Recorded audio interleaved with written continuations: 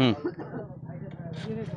দর্শক, চ্যালেঞ্জে ডিজিটালে আপনাদেরকে সকলকে স্বাগতম। আমি এই মুহূর্তে রয়েছি কাউনিয়া উপজেলার ৩ নং কুষ্টিয়া ইউনিয়নের ১ নং ওয়ার্ড সুমন সুমন বাজার সংলগ্ন যে মা আয়েশা কোল্ড স্টোর রয়েছে, সেই কোল্ড স্টোরে কিন্তু আলু চাষিদের সঙ্গে কিন্তু ব্যাপক অনিয়ম দুর্নীতির অভিযোগ উঠেছে এই কোল্ড স্টোর কর্তৃপক্ষের সঙ্গে।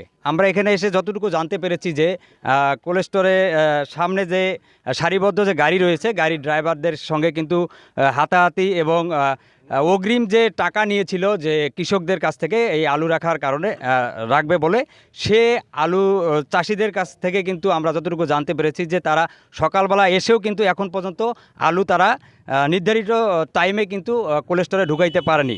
সময় আমার গাড়িটা লোড হয়ে কোল্ড স্টোরের সামনে আসছে। রাত গত হয়েছে রাত 2টা বাজে।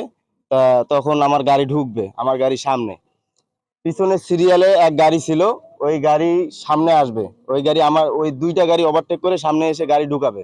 আমি বলছি না, গাড়ি ঢুকানো যাবে না। পরে ও জোর জুলুম করে গাড়ি ভিতরে ঢুকাইছে। তো আমার গাড়িটা ঢুকতেছে না, আমি সামনে আগাইছি। আর এক লোক লাঠি নিয়ে বাইর হয়ে আসছে। আমি বললাম, লাঠি নিয়ে কি, পাশের গাড়ি আগে যায় আর আমরা এই জায়গায় দাঁড়িয়ে থাকি। আমি একজন ট্রাক্টরের ড্রাইভার। তো ওই আসে আমার গলা চিবি ধরছে। ওই আসে আমার ওই এইখানকার কর্তৃপক্ষ একজন রেজা নাম, সে আমার গলা চিবি ধরছিল। পরে এইখানে মনে করেন যে অনেক কিছু হয়েছে, এরা আমাদের যেগুলা ছিল সবাই ওদের বলছে, কথাবার্তা বলছে। এই আমার নাম মনোয়ার হোসেন। আমার ভাতিজা ভাই একসঙ্গে আসছিলাম, গাড়ি যে বলে 2টা গাড়ি, 2 গ্রাম 80 বস্তা আলু। বিমাক ফার্স্টে নাম্বার কেন না নাম্বার নাই, গেট খোলে অন্য লোক ঢুকে, আমার ঢুকে না। তখন আমরা মোটর সাইকেলটা ব্লক করছিল, করার পরে অনেক কিছু হয়ে গেছে কেঁচাল। তারপরে আমার ওই এক জামাই আছে, তাকে জানাছি, জানার পর তাই নামাজের পর আসছে, আসিয়ে কইছে বলে গাড়ি 2টা ঢুকিয়ে নাও। সে গাড়ি 2টা তখন থেকে এই ঢুকিয়ে নেয় না। সকাল কটার সময় আসছিলেন? সকাল 10:30 আইবে, বোঝায় 10:30 না 10টা 10:30 তখন থেকে এখন পর্যন্ত আসি আমি। মাল কি কি গাড়ি নিয়ে আসছিলেন? টলি 2টা। টলি ভাড়া কত? আর ভাড়া এখনো ঠিক হয় নাই, সেটা তার সাথে হইবে আলাপ। বাড়তি ভাড়া তো দেওয়া লাগবে। সেটা তো একটা বিবেক আছে না মানুষের। ঘটনাটা হচ্ছে, আমি আজকে 10টা কি 10:30টার দিকে এই কোল্ড স্টোরের মূল ফটকে এসেছিলাম আমার গাড়িটা নিয়ে, এই গাড়িটা নিয়ে।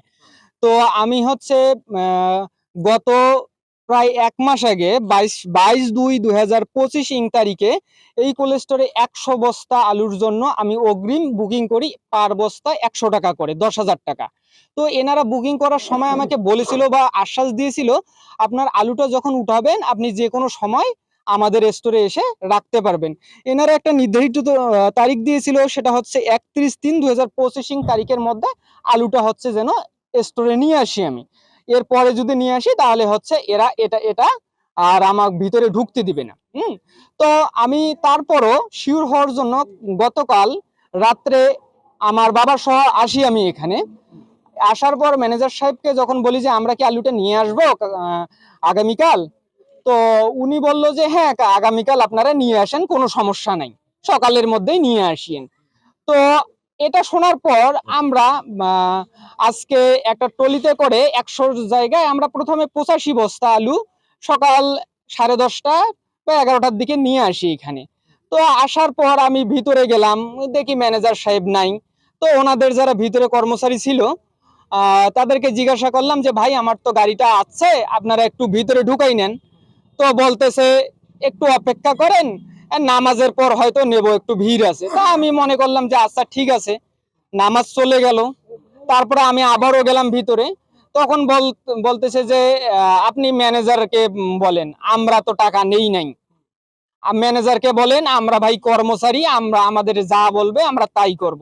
গেটম্যানও তাই বলল যে আমি কিছু করতে পারবো না, আমাকে উপর থেকে বলা হয়েছে কোনো প্রকার আলু নিবে না। তো উনি ফোন নাম্বার দিল ম্যানেজারের আমার। আমি বাসা নিয়ে কি কোনো গাড়ি ঢুকছে কিনা, হ্যাঁ, এটাও প্রশ্ন, এই প্রসঙ্গে আসতেছি আমি। তো এটা বলার পর আমি ম্যানেজারকে উনি ফোন দিলাম, প্রায় 20 থেকে 25 বার ফোন দিছি আমি পরপর। তো উনি ফোনটা পিক করে নাই। হ্যাঁ, তো এরপরে দেখলাম নামাজের পর এরপরে আমি ভিতরে ছিলাম, হয়তো গেটম্যান লক্ষ্য করে নাই আমাকে। তো দেখলাম আমার পরে একটা ট্রাক্টর গাড়ি, প্রায় 100 বস্তার মতো আলু আছে, ওইটা গাড়ি ভিতরে ঢুকাই দিল। তো তখন আমি গেটম্যানকে এসে জিজ্ঞাসা করলাম যে ভাই আমার আলুটা কেন ঢুকলেন না, একটু আগেই তো বললেন যে কোনো প্রকার আলুর গাড়ি এখানে ঢুকবে না, এই গাড়িটা তাহলে কেন ঢুকলো? তো উনি বলতেছে যে জোর করে ঢুকছে। তো এখানে জোর করে কিভাবে গাড়িটা ঢুকলো? আমার প্রশ্ন এটাই, একটা তালাবদ্ধ গেট জোর করে কিভাবে আলুটা ঢুকলো? তাতে আপনি কি আমার মনে হচ্ছে যে এনারা সিন্ডিকেট করে টাকা পয়সার মাধ্যমে আনবুকিংকৃত হোক বা বুকিংকৃত হোক আলুর বস্তা ভিতরে ঢুকাচ্ছে, আর আমাদের মতো যারা ভুক্তভোগী এই যে বুকিং করা আলু, এই তারাই পড়তেছি, আমরা সাধারণ কৃষক বিপদে পড়তেছি। আমরা এখন কোথায় যাব?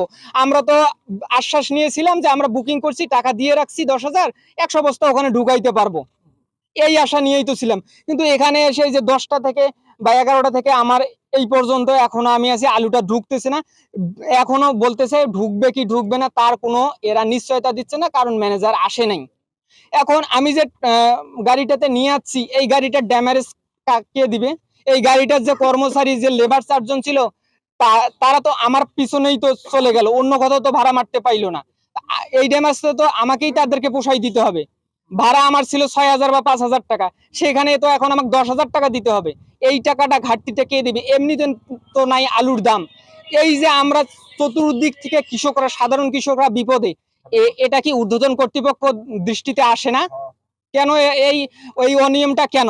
আমার প্রশ্ন এটাই। কি চাচ্ছেন এই বিষয়ে? আমি এটার বিষয়ে শুধু একটা কথাই বলবো, যে সাধারণ কৃষককে হয়রানি না করে তাদেরকে যদি আলু রাখার মতো হয় তাহলে ভিতরে রেখে দেখ, আর যদি না হয় তাহলে বলে দেখ, বা যদি সেটাও হয় তাহলে কেন তারা বুকিং এর টাকাটা অগ্রিম আমাদের কাছ থেকে নিল?